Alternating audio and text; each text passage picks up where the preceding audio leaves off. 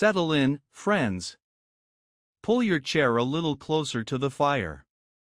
Tonight, I want to tell you about a voice. It comes from deep underground. From a place where the walls breathe. Where flesh has merged with circuitry, where a man once sat down and never truly stood up again.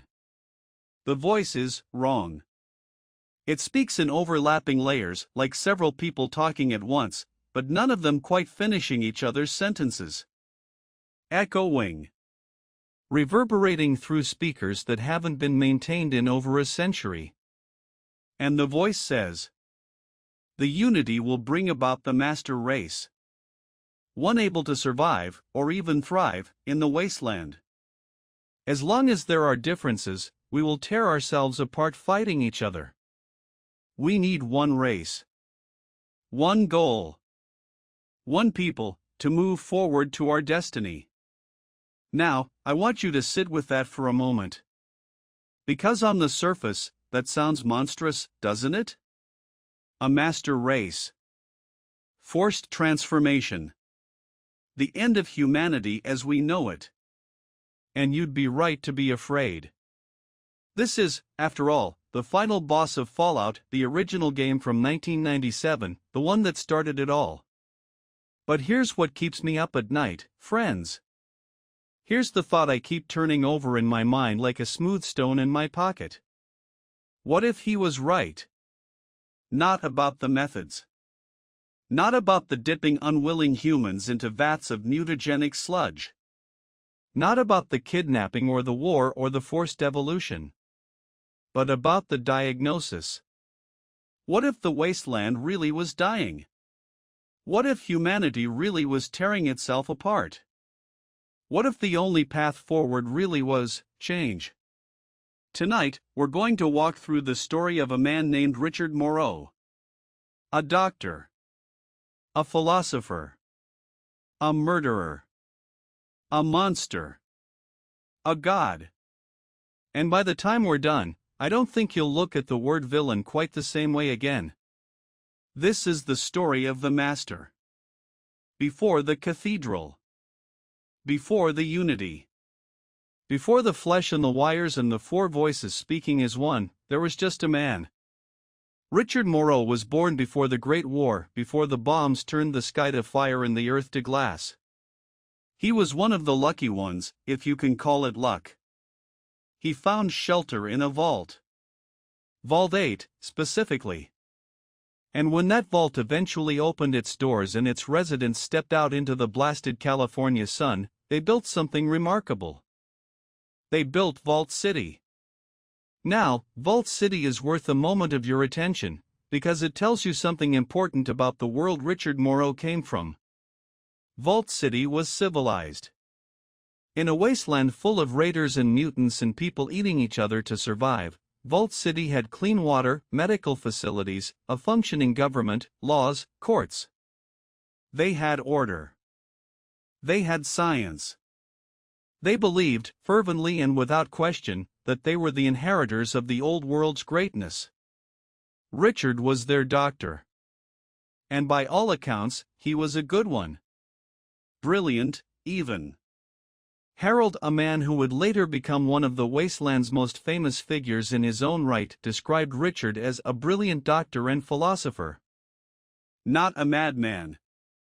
Not a tyrant. A philosopher. But something happened in 2102. Richard Moreau killed a man. The details are murky. Fallout's lore doesn't give us a neat explanation, no dramatic courtroom scene, no moment of righteous fury. Just a death, and an exile. Vault City cast him out. They changed his name, or he changed it himself, to Richard Gray. And just like that, the doctor became a wanderer. Imagine that for a moment. Imagine being a healer in a world that barely remembers what healing means. Imagine having the knowledge to help people, and then losing everything, your home, your name, your purpose. Imagine walking out into a desert that wants you dead, with nothing but the clothes on your back and the weight of what you've done. Richard Gray wandered. And eventually, like all wanderers in the wasteland, he found other lost souls. One of them was Harold. Together, they heard stories about Mariposa, a military base where strange creatures had been seen. Mutated things. Things that shouldn't exist. And Richard Gray, doctor, philosopher, exile, killer, decided to go looking for answers. The Mariposa military base.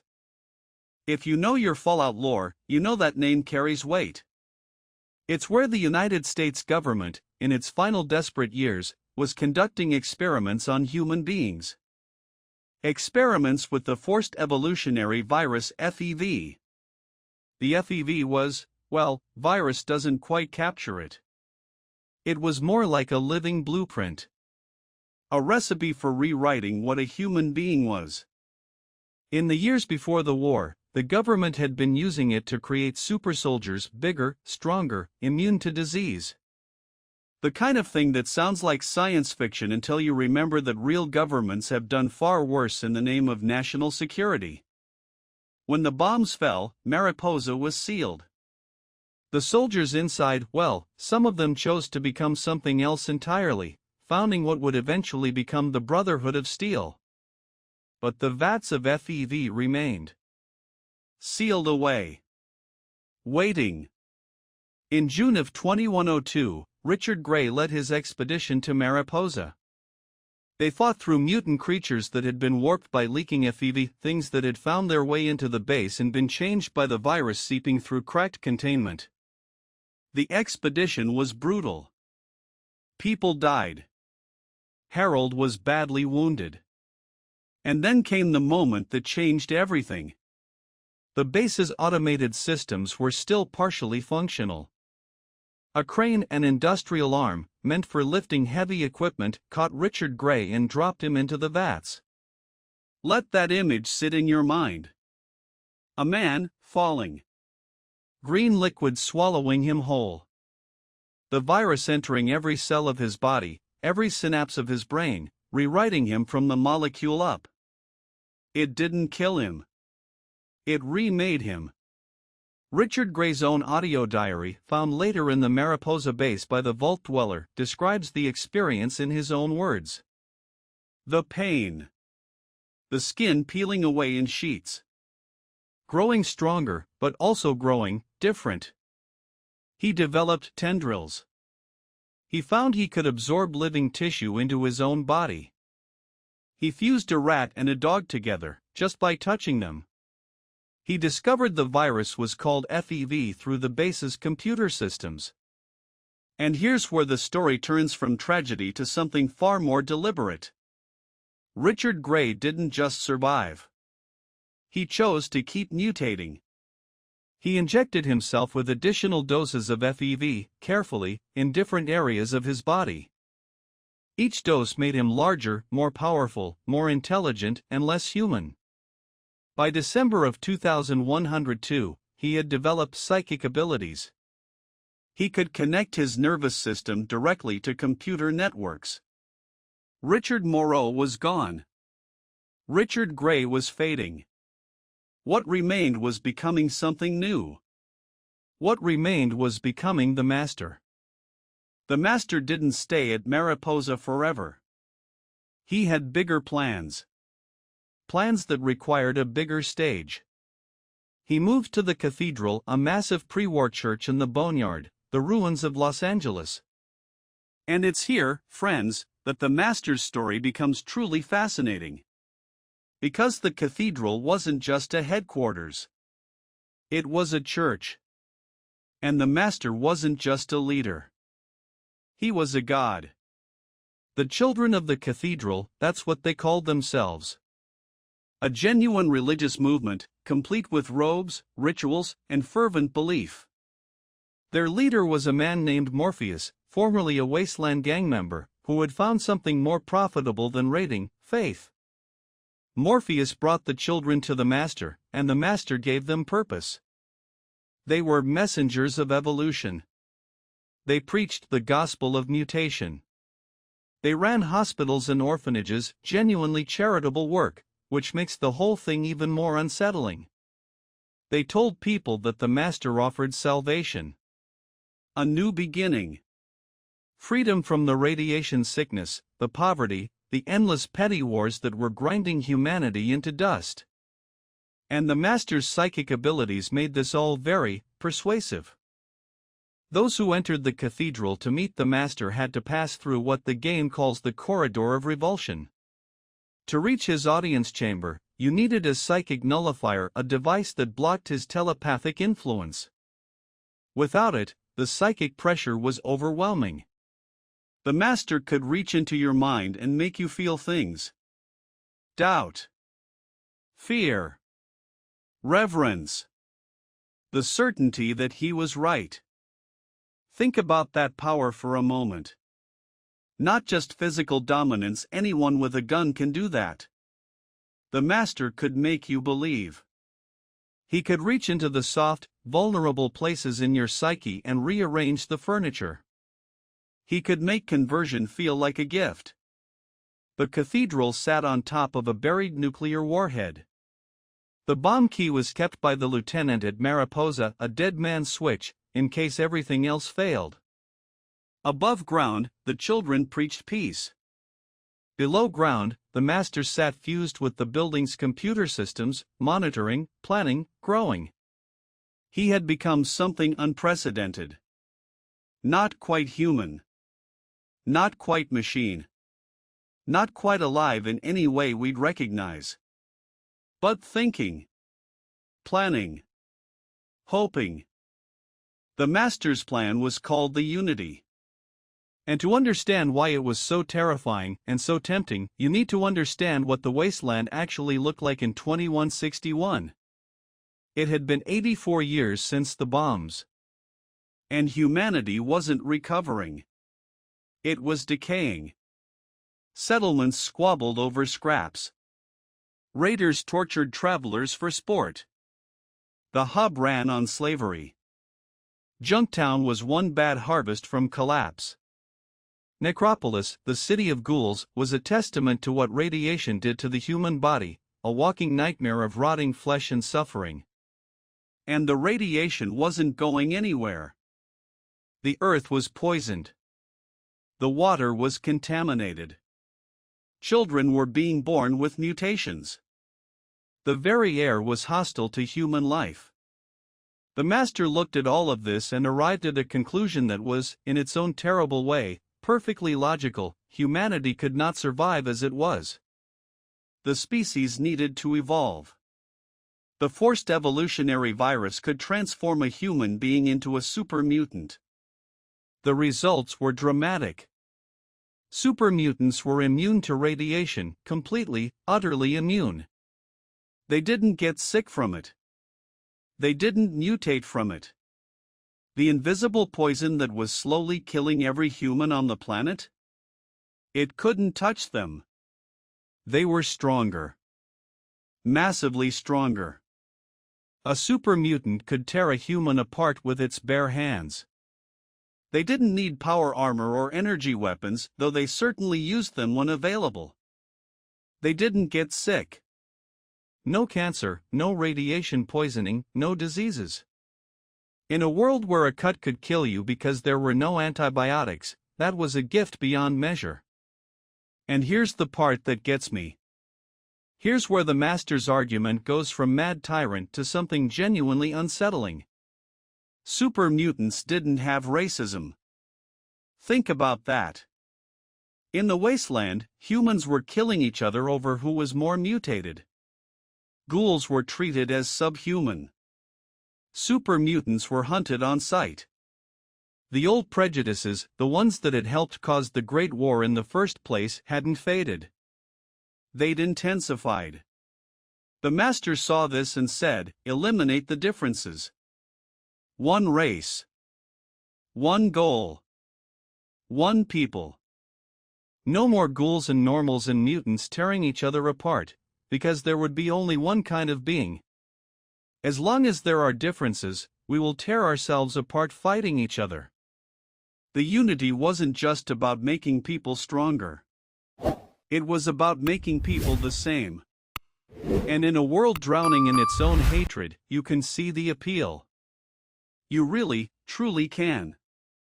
Now, I want to do something unusual here. I want to make the master's case. Not to excuse what he did, the kidnapping, the forced conversion, the war, but to understand it. Because the best villains aren't the ones who are wrong about everything. They're the ones who are right about the problem. And the master was right about the problem. The wasteland was dying. Not metaphorically, literally. The soil was poisoned. The water was tainted with radiation. The ecosystem had collapsed. Humans were surviving, yes, but surviving the way cockroaches survive, by being small and numerous and lucky. There was no trajectory. No recovery. No hope of rebuilding what had been lost. Every human settlement in the game is barely holding on. Vault 13, the player's own home, is running out of water. The hub is a den of merchants who'd sell their own mothers for a profit. The Brotherhood of Steel has retreated into its bunker, hoarding technology they won't share because they don't trust anyone else with it. The followers of the apocalypse are trying to help, but they're idealists surrounded by a world that punishes idealism. And humans were the cause. Not just the original war, that was a given, but the ongoing suffering. The raiders who preyed on travelers. The slavers in the hub. The petty dictators and warlords. The Vault City residents who looked down on anyone who wasn't pure strain. The hatred. The cruelty. The endless, grinding stupidity of a species that had been handed the keys to paradise and used them to build a bomb. The master saw all of this. And he said, what if we could start over? What if we could take every human being and remove the things that made them hate each other? Remove the radiation damage, the genetic flaws, the petty tribalism. What if we could make people better? All that resist will be allowed to live out their days, but under unity control and protection. But none shall breed, for they will be the last of their race.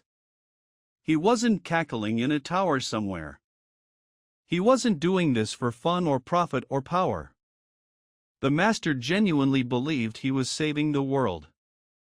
And the terrifying thing, the thing that makes this character linger in your mind long after the credits roll, is that he wasn't entirely wrong. The wasteland was dying. Humans were the problem. Something had to change. He just chose the wrong solution. The master tested his theory. Early on, he dipped wastelanders into the FEV, people from the irradiated surface. The results were disappointing. They became super mutants, yes. Big and strong. But they were dumb. Brutes. Lacking the intelligence the master needed to build a civilization. So he refined his approach.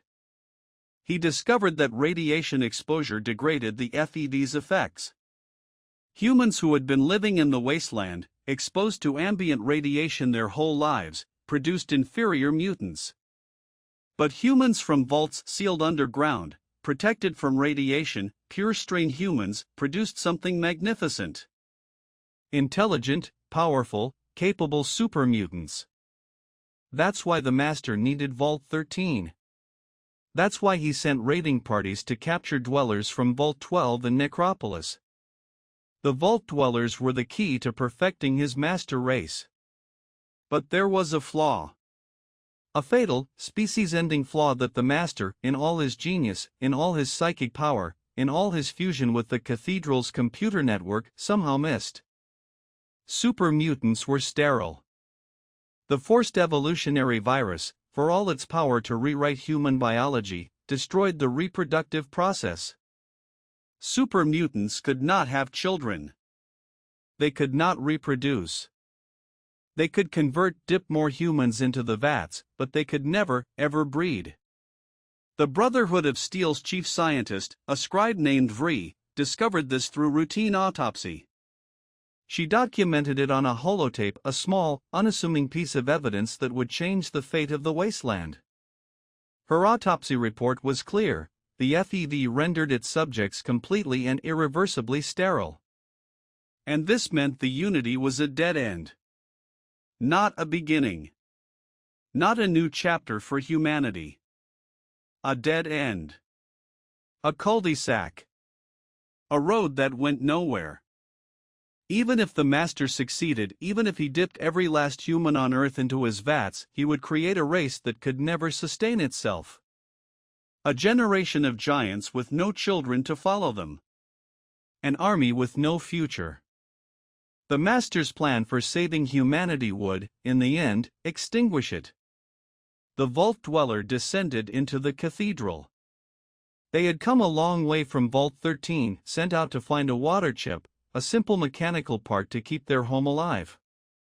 But the journey had changed them.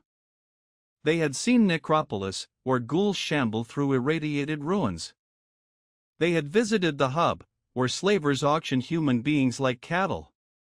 They had fought super mutants in the wastes, seen what the FEV did to people, seen the hulking green soldiers of the Unity dragging screaming humans toward Mariposa. They had gone to the Brotherhood of Steel and found Vree's autopsy report. They had learned the truth about the Master's plan and its fatal flaw. And now they stood in the Cathedral, wearing the robes of the children as a disguise, passing through corridors of chanting cultists, navigating the corridor of revulsion with a psychic nullifier clutched in their hand. Down, deeper, into the heart of the machine. The Master saw them. Of course he did. He was the building. His consciousness was woven into every camera, every sensor, every wire. So, what shall it be? Do you join the Unity, or do you die here? Join. Die. Join. Die. The Vault Dweller had options. They could fight, and the Master was a formidable opponent. 500 hit points, a Gatling laser, the ability to attack twice per round, and up to a dozen super mutant guards in the corridors outside. A direct assault was suicide for most. They could plant a nuclear warhead, the one buried beneath the Cathedral, and simply blow the whole thing to hell. A solution, but a blunt one. Or they could talk. And this, friends, is where Fallout does something that games almost never do. You can defeat the final boss, the greatest villain in the franchise's history, with words. The Vault Dweller presents the evidence. The autopsy report. The sterility data. The Master resists, at first. Preposterous, he thunders. The FEV2 virus doesn't destroy the reproductive organs of those it mutates. He demands proof. He calls it a forgery. But the Vault Dweller pushes. Ask your own mutants, they say. Did you think to ask a female mutant? And the Master, because he is connected to the computer network, because he can query his own soldiers, does exactly that. He asks. And the truth comes back. The silence that follows is the loudest thing in the wasteland. The Master, this being who has consumed hundreds of humans, who has waged war on the surface world, who has built an army and a religion and a philosophy, goes quiet. And then, in a voice that has lost all its harmonic layering, all its echoing confidence, all its four-voiced authority, he speaks. But it cannot be. This would mean that all my work has been for nothing.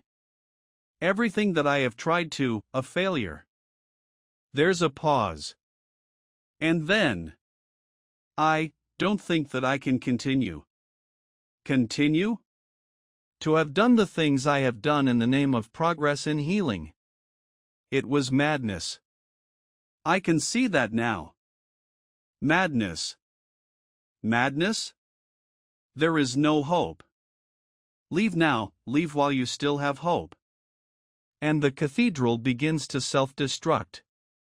The Master activates the nuclear warhead buried beneath the building.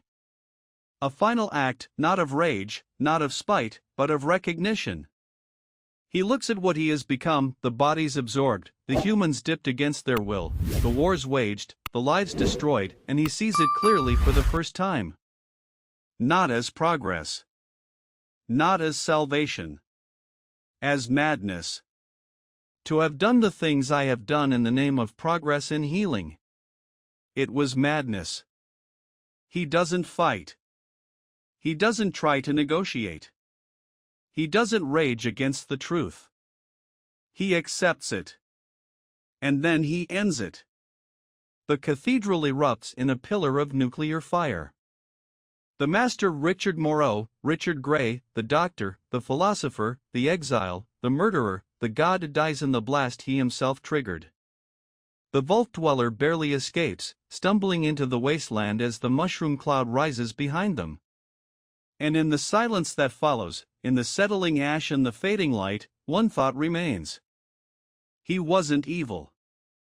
He was wrong. So here we are, friends. Back by the fire. And I have a question for you. What makes a great villain? Is it power?